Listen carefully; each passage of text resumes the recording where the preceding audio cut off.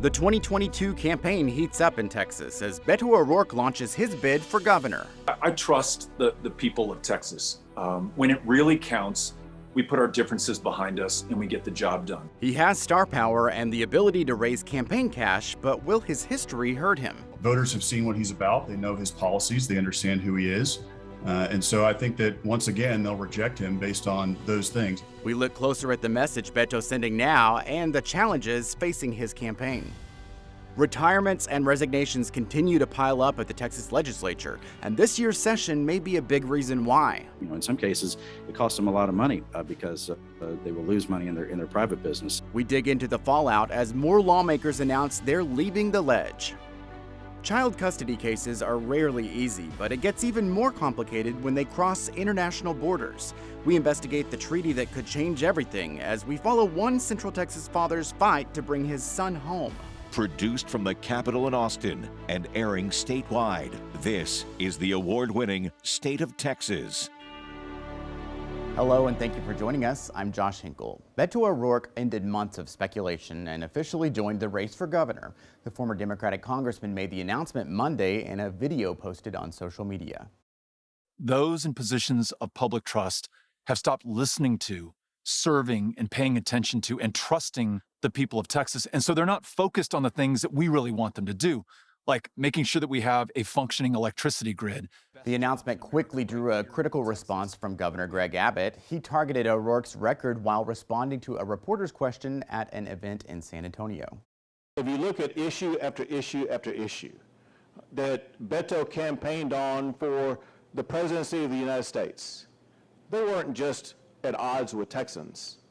They were hostile to Texans. He wants to go take your guns and deny you your Second Amendment rights. We will not let that happen in the state of Texas. Campaign season is just heating up, and both Abbott and O'Rourke first have to win their party's nomination in the primaries, but they're both expected to face off next November. Before Monday's announcement, the Texas Politics Project at the University of Texas asked voters who they'd choose in a head-to-head matchup. Governor Abbott came out with a solid 9-point lead over O'Rourke. But the poll also asked what voters thought of the governor's job performance. 43% said they approve, 48% said they do not.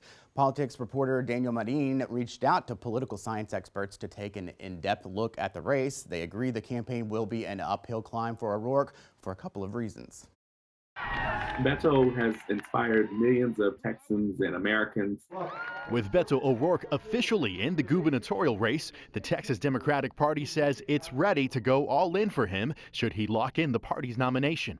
This is an election about Texas Republicans and a referendum on what they've done in this state and the direction that they've led the state in. But after two big election losses in a row, a very close U.S. Senate race in 2018 and a 2020 presidential primary bid, the Republican National Committee says O'Rourke's time in the national spotlight could be what keeps him from the governor's mansion. Voters have seen what he's about. They know his policies. They understand who he is. And so I think that once again, they'll reject him based on those things. Austin, how we doing? James Henson with UT Austin's Texas Politics Project says any Democrat looking to run for statewide office starts at a disadvantage. So O'Rourke's recent record doesn't necessarily count him out. It's not unreasonable to think that some people are going to run several times and lose before they break through if they're going to. St. Edward's political science professor Brian W. Smith says O'Rourke has a lot riding on this campaign. This may be his last chance at the brass ring, trying to become a statewide elected official. Daniel Marin, State of Texas. Before he made his official announcement, O'Rourke spoke to state politics reporter Maggie Glenn. He gave insight into his decision to run and the policies he's pushing to win over voters. So tell me a little bit about why you're choosing now to throw your hat into the ring.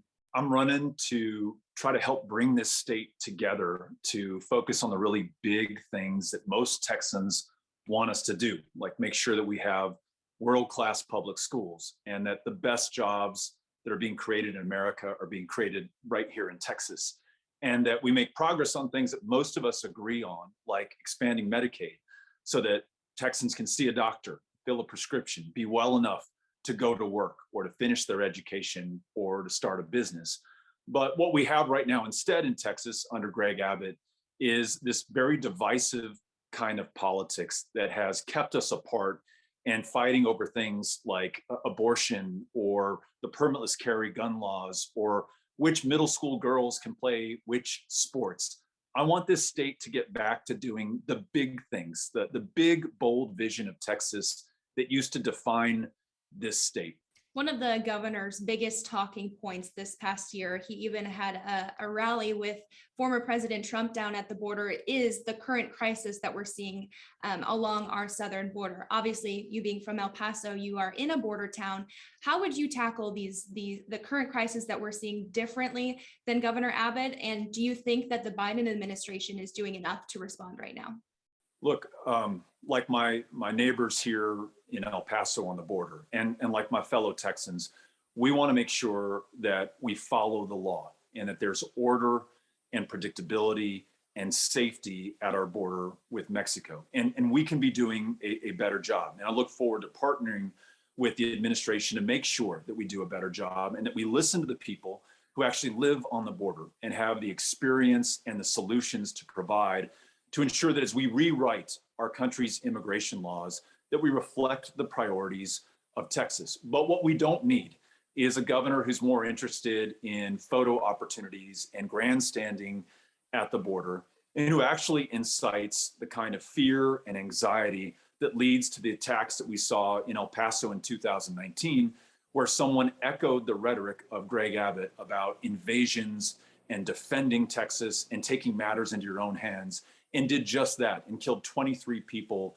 in this community. There is a responsible way to do this, and there's a Texas way to make sure that we have a secure border that honors the best traditions of this country. And I want to make sure that we pursue that as governor. After the tragic shooting that happened in your own hometown of El Paso, you came out with some pretty strong words. You said that you were ready to confiscate people's AR-15s and AK-47s.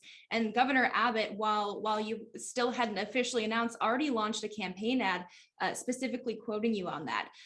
Have you changed how you feel about gun rights since then? You know, like most Texans, I grew up in a household with guns. And I also grew up learning the responsibility of owning and using a firearm. It was my uncle, who was a sheriff's deputy, who first taught me how to shoot. I think most of us in this state agree that we shouldn't allow weapons of war to be on our streets and to see our fellow Texans shot up in Walmarts and movie theaters, in schools and in churches. I think most of us also agree that Greg Abbott's permitless carry law, which law enforcement in Texas asked him not to sign, which allows any Texan to carry a loaded gun in public, will make us less safe. The number one responsibility of our governor and my number one focus will be keeping the people of Texas safe. We can protect the Second Amendment and protect the lives of our fellow Texans. Why do you think you are the right candidate for Democrats for this specific office in Texas this time around? Look, I trust the people of Texas.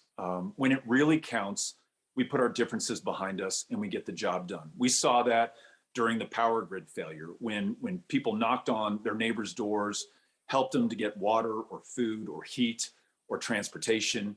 Given the challenges we have before us right now, I believe that if we go everywhere, listen to everyone, write nobody off, and take no one for granted, not only can we win this election, but together we can work as a state, not as Democrats and not as Republicans, but as Texans, to ensure that we create better jobs, focus on world-class public schools, and do things that most of us already agree on, like expand Medicaid so that all of us can see a doctor. I think those are the basic common values that we have as Texans. I'm going to speak to that, campaign on that, and work with my fellow Texans to make sure that we get that done.